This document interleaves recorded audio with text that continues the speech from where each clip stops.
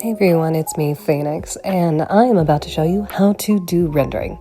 Very basic rendering. First, we're going to start off with our sketching and our lines, taking our time, doing quick strokes while we do the sketching element. Don't worry about small little minor mistakes or lines overlapping or not connecting, because this is just the sketching part with the pencil. You'll go over it later, over a new layer with your actual inking line work. So now I'm about to show you on this dotted line is going to be a shading bit. It's going to be fun. This neck bit is honestly the easiest way to show how shading and lighting works when it comes to the contours of the body, especially when you have such a sharp line that causes a shadow like the jawline. So first, we want to technically make a new layer, and here I'm adding some hair just to make it look like it makes sense, right? And so we're going to then make a new layer, and then in that new layer, we're going to take the lasso tool, and we're basically going to put and identify the only areas that we want shading on. My tip is, if it is a part of the body that protrudes out, even if it does not have a hard line, follow that contour line.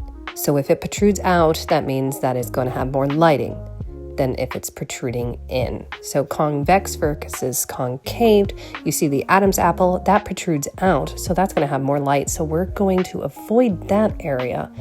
And then right where the chin and the neck meets is going to be a very dark, sharp line. And so we're going to take our hard brush and we're going to go into that new layer.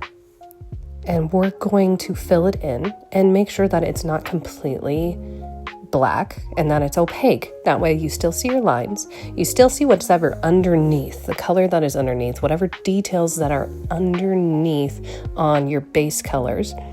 And as you can see on the Adam's apple itself, I'm leaving the top alone, while the bottom of it, I'm getting a shading line because the top of the Adam's apple is going to protrude out more, so then it's going to meet more light. So as you can see there, what I'm doing next now is I'm making another line, right? Another shaded area that's going to be darker than the first one, but it's not going to meet all the way down. And the reason why is because the closer we get to the source of the shadow, aka our jawline, our chin, the darker the shadow and the more pronounced the shadow is going to be. So right here, I'm just giving an example of a manga technique called the hash lines. This is going to be where you are right up close to the source of the dark, sharp shadow. You only use it for dark, sharper lines, especially the jawline, under the chin, and then sometimes underneath the bottom lip or the nose, depending on where the source of the light is. And so I'm only giving an example of it here. So what's great about using the lasso tool is that it follows just that specific area and it doesn't go out of it. So I can try and draw outside of that lassoed area all I want. It's not going to show up, which is really, really nice when you're doing hash lines because you have to do long, quick strokes with them to get the effect that you want. If you focus too hard on being slower at it, they're not going to show up properly. But there you go. That's the example of those hash lines. Then what you're going to do is in the corners where those two lines meet of the neck and the jaw, you're going to make them completely black. That is the technique that is used in manga art. Woo! At the front where the chin and the neck meets, because it's closer to the light source technically, that shadow specifically that we're making completely black is going to be smaller, but it's going to extend out the jawline. And so it's a small little detail that you don't really see up close, but it makes all the difference. So now we're going to do with the under the lip. I dropped you guys, I'm sorry. This is an example of the lip hash lines that you'll sometimes see in manga art. Now, some manga artists will use the dot method with line mixed in as well. That is something that I can teach later down the road. But then what you can do is putting that actual shadowing effect along with and layered over the hash lines once you're done. Now we're going to move on to teeth. You see that the lips are protruding some art styles will allow that, and sometimes not. It just depends on the level of detail that you want to go with. Now, I'm going to show you a couple of different ones, making sure that at that pinch point, that's where your lips will separate, and a lot of the times where the teeth meet, the bottom and top teeth. And so keeping that in mind, making sure that you keep that pinpoint. And then the corners of the mouths the line is going to be a little bit thicker, and that's because the shadowing. And so there's one example of a mouth. Ooh, look at that. He's serious, slightly parted lips, right? Another one that I believe that I did here is a grin, a little smirk, a little devilish little boy. And you're going to thicken those lines toward the corner because, again, the shading at the corners of the lips is going to be a little bit more pronounced because we are meeting 2 points of hard lines right there. You're going to make a little bit of a mushroom type horseshoe shape, especially when you're smirking or smiling, because you have a crease. You can also make a crease if you want. You can make it a more pronounced crease depending on the age of the character that you're making. And there's a little devilish little smirk. Yes. And so another one that I do here is just the simple meh. Why in manga and anime we separate the front and the back line, I don't know.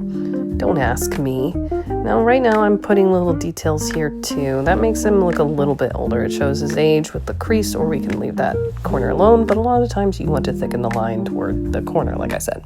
Now here, I believe I'm doing a full-blown teeth set.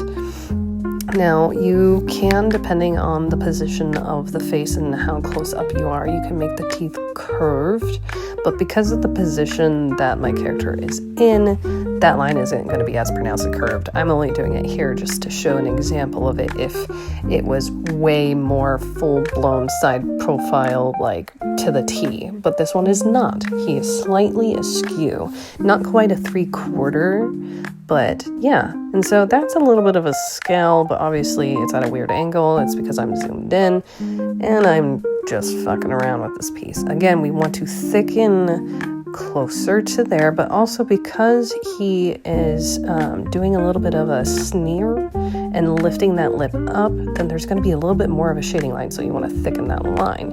And then obviously you're going to see me angle it and bring it down, and that looks a lot more natural, right? That looks like less like angular and weird, and so it's totally okay to sit there and Frankenstein your work with the lasso tool. That's why it's there.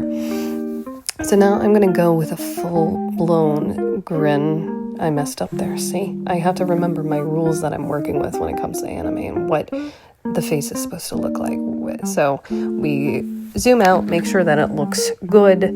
I made a little crease line, and then I'm making the line thicker, like we said, especially now that we're showing teeth, we need a shadow line on the teeth.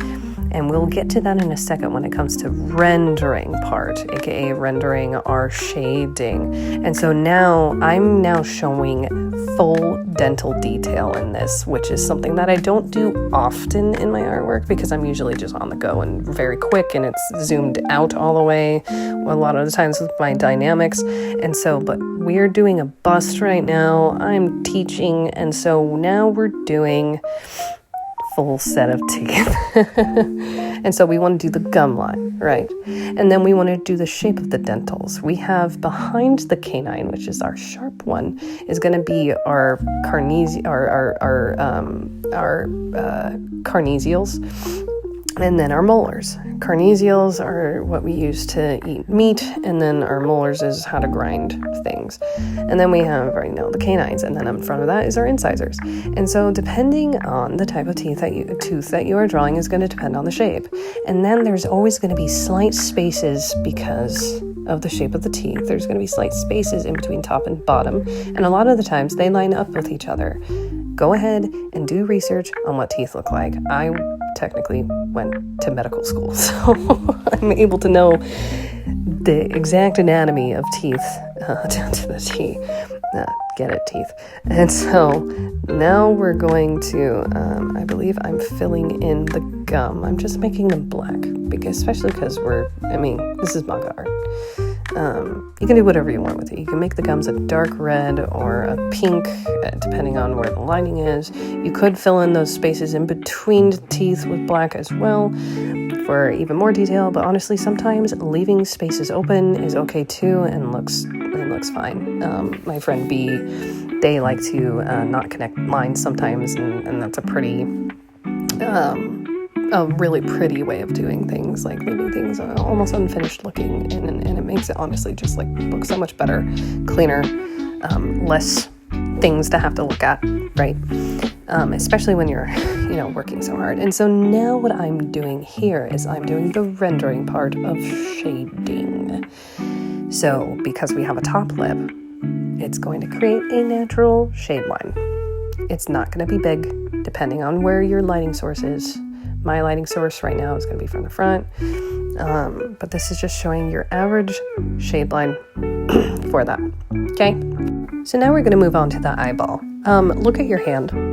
I would love for you to look at your hand and see that no matter how much of the angle, you have all of the sides and shape of an eyeball with your fingers as you losing the game. Get it? But it's true. Look at your hand like that and do different angles, and you'll know the general shape of what the eyeball is supposed to look like at different angles of the face. It's freaking incredible, and I wish I would have learned that when I was younger. Could have saved myself so much freaking trouble. So in this, I'm actually technically drawing the eye wrong, okay, with the angle of the face. The reason why is because I wanted to show a technique of the eyeball here, right? You see how the eyelashes are going in different directions as you're moving from outer corner to center to outer corner again. They're going to point in whatever direction that it's going. But here what I'm going to do is I'm going to show you the hard way to do a pupil and an iris. Oh, that looks weird, right? Here's what we're going to do. We're going to create another layer underneath your general eye shape, and you're going to create a perfect circle. Press and hold with both pen and finger at the same time. You create a perfect circle, okay? Move it around, okay?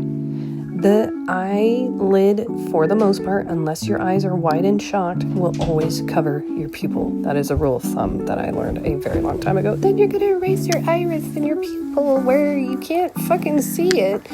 That's going to make the eye look natural. It's going to save you so much time, man. I'm serious. I have that in one of my examples of my reference guide sheets. And yeah, there you go. So that's what it would look like if this was like almost a front view, like eyeball. So yeah. So anyway, because we are almost full profile, right? We're going to do our alligator greater than symbol, because that's what it looks like. And because the eyeball is still 100% a ball in your eye socket in your head, you still want to have it be curved at the front, as if you're trying to measure the angle of said alligator mouth. Okay, I'm messing around with pupil a little bit, whatever, but the pupil is going to hug that bigger parenthesis with a little itty bitty little one, or a bigger one, it depends. But you're going to have two parenthesis lines for the iris, and then you're going to have the pupil be one that is hugging the front one. And then you're going to want, this is a game changer, that eyelash. Do you see it? It's protruding out and pointing down. That is a game changer when it comes to making it look so much better. You're just like, why does that eyeball look weird from the side? I still don't like it. Get that one freaking hair. I'm telling you. You want to know why?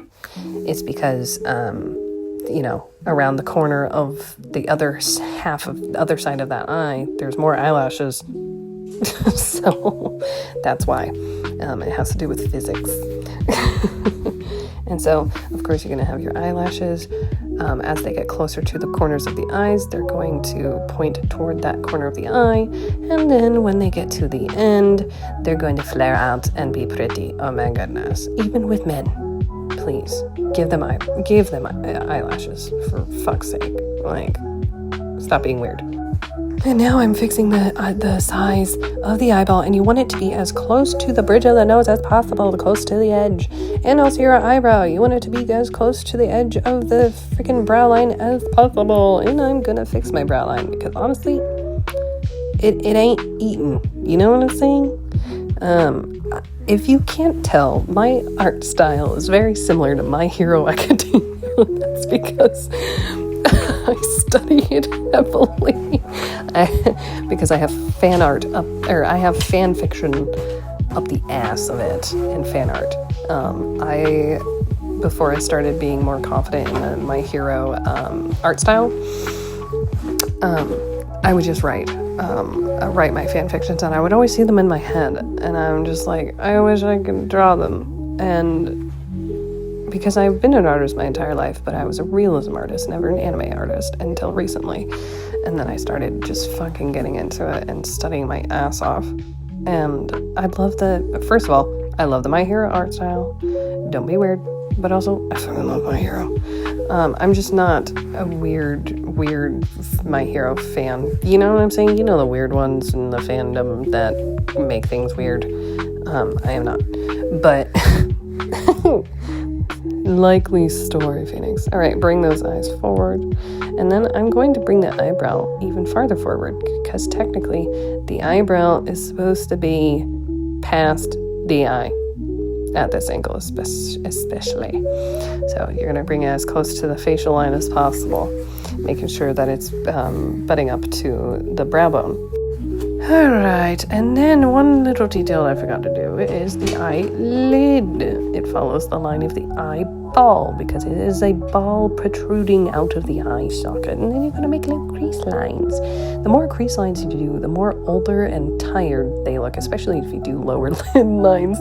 Then he turns into Aizawa/Mizu. And then because I have the eyebrow angled down more to make like a little dynamic facial expression, whether it's going to be worried or angry or ecstatic with raring to go, you know, like you're going to have a little bit of a crease at that corner of that brow that you saw me do. So yeah, now I'm just making little sketch lines of the hair, because it's not that important, but it's nice. It's nice. And now we're going to move into the ear. The ear is going to have several different angles. It's not a perfect circle unless you're going with a more chibi look or childlike. So I believe there's 1, 2, 3, 4, 5, 6 different lines that make up the ear, and then you're going to make the inner flap. Then you're going to make the arrow flap, where a lot of people get pierced, right next to the ear hole itself, right? And then this is the part that Arrow loves, and that is the bridge. He, for some weird reason, cannot get the bridge down. He says, I don't like it, it doesn't look good. And I'm like, well, you have one. It is a bridge connecting one side of the ear to the other, one ear flap to the other. That is important. It protrudes out. Obviously, you don't want it to be super pronounced, but then we're going to go in here and we're going to render shading. So because that bridge protrudes out, it's going to be highlighted. So we're going to have a shadow at one side of the bridge and then the other. You see that? Oh my god. Ears are so complex and have so many parts to them, but they are so much easier to draw and render than people realize, especially once you remember the anatomy of it. It's really not that hard. There's not as many moving parts as you would think. There's just a lot of different flaps in one tiny little area. Like, so of course it's going to be a little difficult. Like, see, oh no, I messed up the shading. I go back and I do it again. Like, it's so hard to remember all these little moving parts of anatomy and body, and don't get me started on phallic members. Anyway, so now we're going in and we're doing that. Avoiding areas that protrude out when it comes to your shading. And then I'm going to go in and I'm going to show you that at this area, because it protrudes out and because it's like a little tunnel bridge thingy, it's going to curve because it's a curvy contoured area. Oh my goodness, we turned on mood shading now. Do you see the color of the background? It is moody. It's getting hot in here. because we're now doing highlights. Now, I do highlighting a certain way, and I do lighting a certain way, but because this is just a sketch, I can't do it the usual way I do it.